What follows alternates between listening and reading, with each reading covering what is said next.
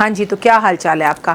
आ गए आप? नमस्कार, सुस्वागतम, वेलकम, अभिनंदन। मैं हूँ आपके साथ आपकी अपनी हुसैन दोस्त डॉक्टर वायरा की, और इस वक्त आप देख रहे हैं आपका और मेरा दोनों का यूट्यूब चैनल। चलिए, बिलीव इन कर्मा।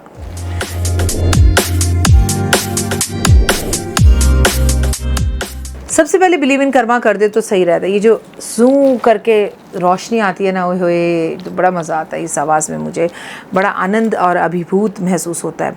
पुरानी तस्वीरों का क्या करे, तस्वीरें कहाँ रखें? जी, ये तो हमारे ज़माने की बात हुआ करती थी। अब तो सारी की सारी तस्वीरें डिजिटल हैं, फ़ोन में हैं, लैपटॉप में हैं, मेल में हैं, जब मर्जी कोई भी खोलता है और देख लेता है।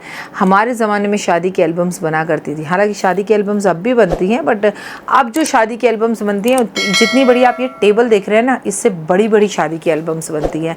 और हमारे ज़माने में तो शादी की एल्बम ब्लैक एंड वाइट, मतलब मेरी मम्मी की बात करें, ब्लैक एंड वाइट होना, उसमें बटर पेपर लगना, फिर लेकिन उस ज़माने की दादी की एल्बम्स आज भी सही होंगी।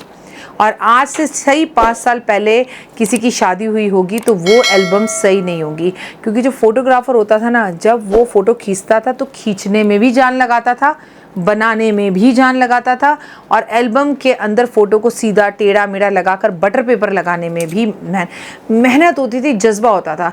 अब सब कुछ एक क्लिक पर हो जाता है। तो अक्सर हमारे मन में ये बात रहती है कि हम पुरानी तस्वीरों का करें क्या। लोग बोलते हैं दादाजी हैं, गुजर गए, उनकी एक तस्वीर है, दक्षिण की तरफ लगा दी, फूल माला पहना दी।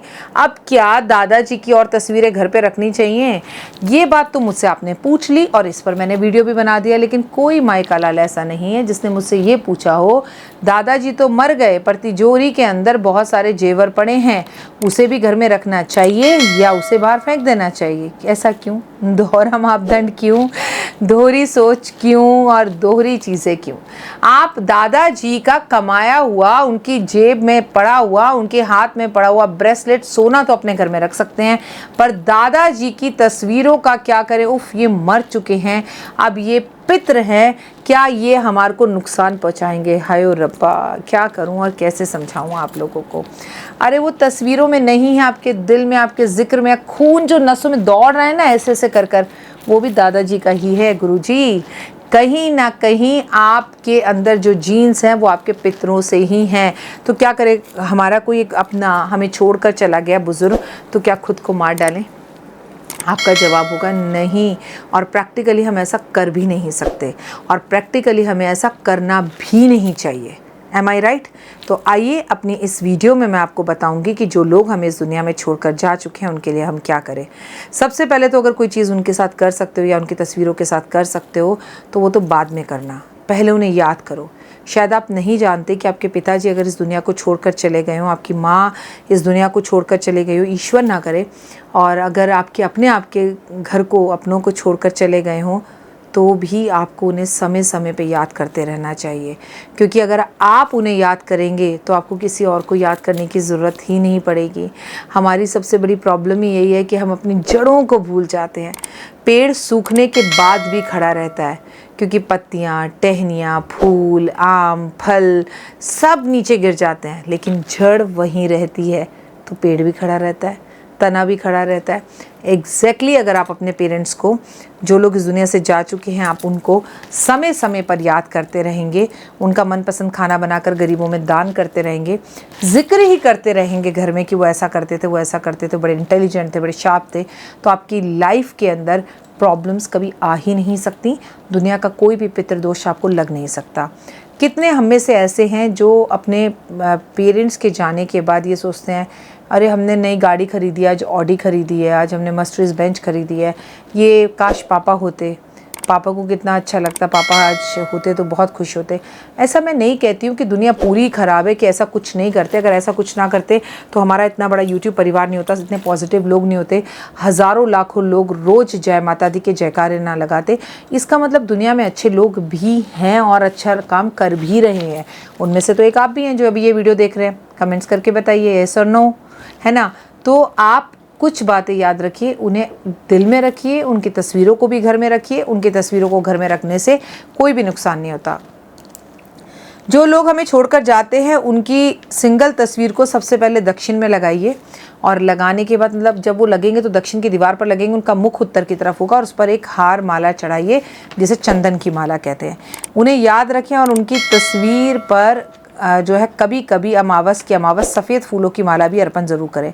जो लोग इस दुनिया से जा चुके हैं उनकी तस्वीरें और एल्बम को आप अपने घर में रख सकते हैं, कोई भी दोष नहीं है। परंतु एल्बम रखते वक्त एक बात का याद रखना कि एल्बम कूड़े खाने में पड़ी हुई है, एल्बम को ज़माने में कभी खोलते नहीं हो, एल्बम को कीड़े खा गए हैं, एल्बम में दीमक लग गई है, एल्बम को चूहे खा रहे हैं, एल्बम एक ऐसे कमरे में है ना कोई वहाँ आता ना जाता, तो ये सब चीज़ें आपके घर को बर्बादी की तरफ ले जाएंगी, ये बात याद रखिएगा। एक बात आप अच्छे से समझ लें कि समय समय पर फ़ोटोओं को देखते रहना चाहिए, खोलते रहना चाहिए, उसके अंदर से नेगेटिविटी को दूर करते रहना चाहिए, फ़ोटोओं का खास ध्यान रखना चाहिए। अपने बेडरूम में अपनों की तस्वीरों के सिवा किसी और की तस्वीर नहीं लगानी चाहिए, यानी कि अगर आप पति पत्नी हैं तो अपने जो हनीमून टाइम है उसकी तस्वीरें लगा लें। आप अपने बच्चों की बढ़ते हुई तस्वीरें ज़रूर लगाएं कि इस मंथ में ऐसा था, ऐसा था, ऐसा था, ऐसा था, ऐसे करके तस्वीरें ज़रूर लगाएं। लेकिन जो पितरों की तस्वीर है वो केवल और केवल हॉल में लगेगी और उस पर माला चढ़ेगी। आपकी तस्वीरें खिंचवाते वक्त इस बात का ध्यान रखें कि अगर आप तस्वीरों की एल्बम बना रहे हैं तो किसी भी तस्वीर को रिपीट ना करें, कम तस्वीरों की एल्बम बनाएं। कोशिश करें कि 99.9% डिजिटल लैपटॉप पे, यूट्यूब पर, अपने फ़ोन पर, अपने मेल पर ही तस्वीरों को रखें, क्योंकि ऐसा करके आप सच में देश का बहुत बड़ा काम करेंगे, क्योंकि आप पेड़ बचाएंगे। जो लोग नहीं जानते कि क्या करना है तस्वीरों का, कई लोग अपने माता पिता की जो मृत्यु होती है तो उस वक्त उनसे दूर होते हैं, तो वो क्या करते हैं भाई, अंतिम संस्कार की तस्वीरें खींच लेंगे, अर्थी की तस्वीरें खींच लेंगे, उसकी वीडियोस बना लेंगे। चलो भाई, जो दूर है पेरेंट्स, उनको बच्चे दूर हैं, पेरेंट्स दूर हैं, उनको दर्शन दिखाने के लिए आपने वीडियो कॉल करके दिखा दिया, आपने तस्वीरें फ़ोटोएं भेज दी। लेकिन अर्थी की, शमशान घाट की और मुर्दों की और जो दुनिया में नहीं रहे, इनकी तस्वीरें अपने फ़ोन या मेल आईडी वगैरह में नहीं रखते। अगर पिता को रखना है तो दिमाग में रखो, अगर पिता को रखना है तो दिल में रखो। प्लीज़ ऐसी तस्वीरों को तुरंत डिलीट करें। आपको पता है जब भी हम मरते हैं तो हमारे मरने पर हमारे शरीर में से एक आत्माराम निकलता है। अगर आप में से किसी को नहीं पता तो मैं आत्माराम के बारे में यहाँ क्लियर कर दूं कि हमारे शरीर में एक्चुअली तो कहते हैं कि इस जगह पर आत्माराम होता है, और जब हम मरते हैं तो वो निकलता है आदमी की तरह, वो बैठा हुआ होता है ऐसे कर कर, और जब अस्थियां हम लेने जाते हैं तो वो हमें बैठा हुआ मिलता है। कुछ लोग जो बहुत अच्छा काम करते हैं दुनिया में, उनका आत्माराम कभी नहीं टूटता। चेहरा होगा, आदमी बैठा होगा, उसके हाथ दोनों जुड़े हुए होंगे, आलती पालती मारी होगी, लेकिन कुछ लोग जो होते हैं, मतलब जिन्होंने बुरे काम किए होते हैं, तो उनका आत्माराम मिलता नहीं है। और जब आत्माराम मिलता है तो जो हड्डियां चूरने जाते हैं उन्हें वहाँ के ब्राह्मण बताते हैं कि ये आत्माराम है आपके पिताजी का, चलिए उसे प्रणाम करते हैं, और बड़े भाग्य वाले लोगों का आत्माराम मिलता है। कहते हैं उनकी सीधा सिद्धि होती है, वो दूसरे लोक में जाते हैं और उन्हें भगवान से मुलाकात होती है, वैकुंठ जाते हैं, उनको जन्म नहीं लेना पड़ता। लेकिन ऐसे कई महान लोग हैं जब उन्हें पंडित जी कहते हैं कि आत्माराम निकला है, तुम्हारे पिताजी का प्रणाम कर लो, देख लो, तो वो महान उसकी फ़ोटोएँ खींच लेंगे, उसकी फ़ोटोएँ खींचकर उसे स्टेटस पे लगा लेंगे। अरे ये कोई मजाक चल रहा है क्या? आत्माराम जिसे भगवान तक ने हमारे शरीर के अंदर रखा, मरने के बाद देखते हैं, जीते जी तो अपना आत्माराम कोई इंसान देख ही नहीं सकता। जो भी आत्माराम देखते हैं लोग दूसरों का ही देखते हैं, उसकी आप तस्वीरें खींच के बता रहे, ये गलत है। तो इस तरह से तस्वीरों का इस्तेमाल बिल्कुल नहीं करना। आपको मैं बता दूं कि आत्माराम की तस्वीर भी घर खींचनी नहीं चाहिए, उसे देखो और प्रणाम कर दो। हाँ, घर में दूर है लोग, उन्होंने नहीं देखी, बेटियों ने, बहुओं ने, तो खींच के लाओ, दिखाओ और डिलीट कर दो।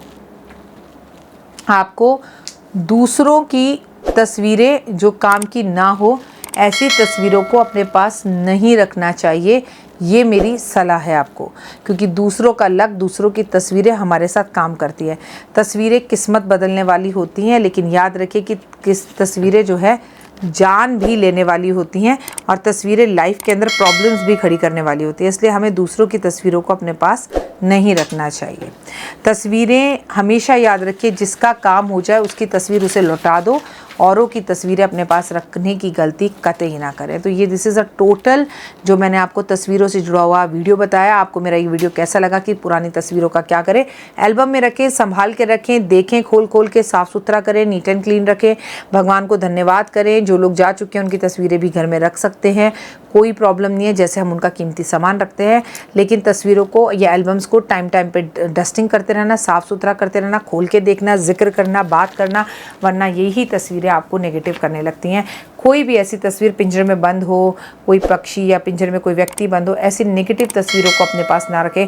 बहुत सी तस्वीरें फ़ोन पर आ जाती हैं, एक्सीडेंट हो गया, मर्डर हो गया, फलाना की गाड़ी गिर गई, ये हो गया। ऐसी तस्वीरों को रोज़ रात को सोने से पहले अपने फ़ोन को क्लियर और नीट करो, साफ़ सुथरा करो, आपको 100 आउट ऑफ 100 रिजल्ट दिखेंगे। फिलहाल मुझे दीजिए इजाज़त, अपना और अपनों का रखेगा खास ख्याल। जय माता दी। माता रानी आपकी हर इच्छा पूरी करे और आप खुश रहें। फिलहाल जय माता दी।